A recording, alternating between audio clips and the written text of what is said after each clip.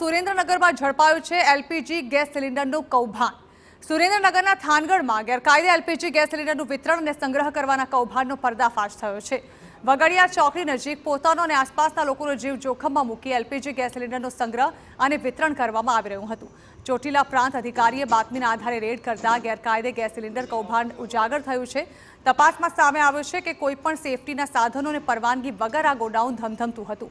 ત્યારે પ્રાંત અધિકારીની ટીમે ખાલી અને ભરેલા કુલ 114 એલપીજી સિલિન્ડર જપ્ત કર્યા છે। પિકઅપ ટ્રક સહિત 6.5 લાખથી વધુનો મુદ્દામાલ કબજે કરી ગોડાઉન ચલાવનાર આરોપી સામે કાર્યવાહી હાથ ધરી છે।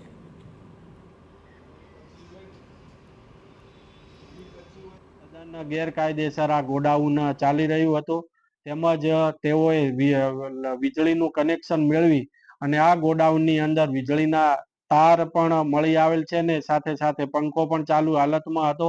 એટલે કે પોતે પોતાના જીવનું જોખમ અને સાથે સાથે ત્યાંના રહીશોના જિંદગી જોખમમાં મૂકી અને આવો તદ્દન ગેરકાયદેસર ધંધો કરી રહ્યા હતા।